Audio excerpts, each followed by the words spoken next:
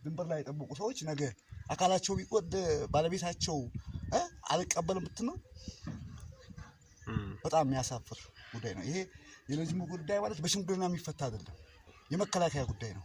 የትላልቅ የመከላከያ መሪዎች እነሱ ሽማቶች ትላልቆች ባለስልጣኖች ጭምር ይሄንን ጉዳይ ማየት የሚገባቸው። እቺ ልጅ ትናንትና ይሄ ልጅ ደሙን ሰጥቶ እኮ ነው በሰጠው በደሙ ነው ቀለበት ያደረገላት በአባትነቷ ቤት። እንግዲህ እስከ ወራቤ ድረስ ብዙ ወርዶ አይታ እንደው በፎቶግራፍ ከኋላ አንስታ ራሱ ለወንድሟ እንደላከች ሁሉ እኔ መረጃ ነበረኝ። እኔ እንደው በዛን ቀን እዚህ ጋር ሽማግሌዎች ሲኖሩ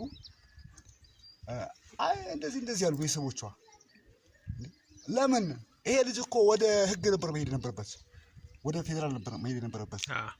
ስለዚህ አሁንም የዚህ ልጅ ጉዳይ ቤተሰቦቹ የጀግና ቤተሰቦች ናቸው። እኔ በጣም የሚገርመኝ አባትየው የእሱ ሀያት ራሱ እዚህ ላይ ምንድነው የሚባል ሳቀሙ የሚባል የተከሉት ባርዛፍ አለ። አባትየው ቅድመ ሀያቱም ጭምር ማለት ነው።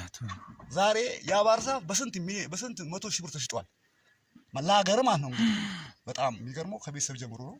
አባትየው በዚህ በልማት ደረጃ በጣም ተንቀሳቃሽ ነው። ይሄ ደግሞ ወጣት ልጅ ለሀገሩ ነው እግሩን የተቆረጠው። እሷ እንደው ልትንከባከበው ቤተሰቦቿ ሊንከባከቡት አሁን እሱ በደንብ አመጣው ተዋክቶ ባመጣው። በጣም የሚገርመው የሆነ ሰዓት ላይ መከላከያ ውስጥ ላይ ወደ ውጭ ሲሄዱ የሆነ ጓደኞች ይዙ ነበር። ከዛ ብራቸውን በእነሱ አካውንት ይልኩ ነበር። ሴቶቹ ሲመጡ ኋላቸው እንካፈላለን ብሎ ማለት ነው። ከዛ ብዙዎቹ ከተበሉ በኋላ ትግራይ ውስጥ በተለያየ ቦታ ላይ ይሄ ነገር ተሰራጭቶ ያ ብር እንዲመለስ ተደረገው። ለምን እናውቃለን? እነሱ ወደ ጦር ወደ ዳስፖር ወደ ሰላም አስከባሪ ሄዱ። አንድ ቀን ጓደኝነት የታወቃቱ በሳፋም ሲያስገቡ እሷ ንብረቱ ይሄ ነው የሚል ያን በደምስ ተሰጠው ማለት ነው። አሁን ይሄ ልጅ በደምስ ተሰጠው።